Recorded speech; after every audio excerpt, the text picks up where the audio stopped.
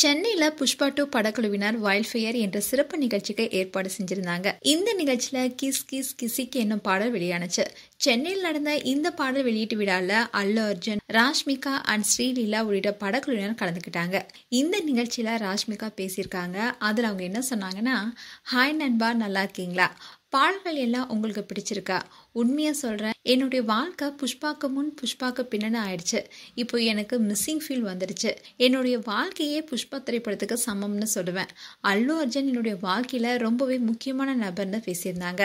இதை தொடர்ந்து தொகுப்பாளர்கள் சில பேர்களை சொல்ல, அதற்கான பதில ராஷ்மிகா ரொம்பவே அழகா சொல்லியிருந்தாங்க. அதுல தொகுப்பாளர் கீதா கோவிந்தம் என்ற பெயரை சொன்னப்போ உடனே ராஷ்மிகா அது ஸ்பெஷல் பிலிம்னு சொன்னாங்க. அதை தொடர்ந்து புஷ்பான்னு சொல்லும் போது ஒன் அண்ட் ஒன்லி பிலிம்னு சொன்னாங்க. அண்ட் அல்லு அர்ஜுன் சொல்லும் போது த ஒன் அண்ட் ஒன்லின்னு சொன்னாங்க. அண்ட் அதுக்கப்புறமா ராஷ்மிகா கிட்ட உங்களுடைய காதலன் எப்படி இருக்கணும்னு கேட்கப்பட்டுச்சு. அதுக்கு ராஷ்மிகா, கொஞ்சம் கோபக்காரரா இருக்கணும், அன்பாளரா இருக்கணும், அவர் பணக்காரராவோ இல்ல பெரிய அளவுல அழகா இருக்கணும்லாம் அவசியம் இல்ல, மனசுக்கு மட்டும் பிடிச்சிருந்தா போதும்னு சொன்னாங்க.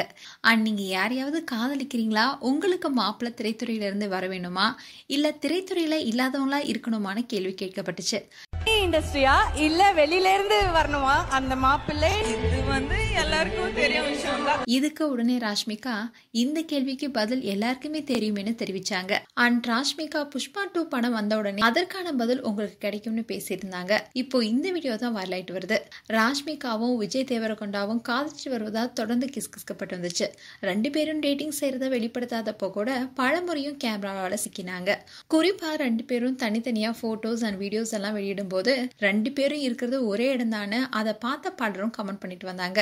அண்ட் ரீசெண்டா கூட விஜய் தேவரகொண்டா ஒரு ஷோல நான் சிங்கிளா 35 வயசு வரைக்கும் எப்படி இருக்கணும்னு சொல்லி அவர் ரிலேஷன்ஷிப்ல இருப்பதை சூசகமா தெரிவிச்சிருந்தாரு. இந்நிலையில கிஸ்கிஸ்கப்பட்டது எல்லாமே உண்மைன்னு சொல்ற மாதிரி ராஷ்மிகாவும் நான் காதலிக்கிறது உங்களுக்கே தெரியும்னு சொன்ன விஷயம் தான் இப்போ சோசியல் மீடியால வைரல் ஆயிட்டு வருது. மேலும் புஷ்பா 2 படம் பற்றியும் ராஷ்மிகா பற்றிய உங்களுடைய கருத்துக்களை கமெண்ட் செக்ஷன்ல சொல்லுங்க. இது போன்ற வீடியோஸை பார்க்க நியூஸ் தமிழ் கிளிட்ஸ் சேனலை சப்ஸ்கிரைப் பண்ணுங்க. மறக்காம நோட்டிபிகேஷன் பட்டனை கிளிக் பண்ணுங்க.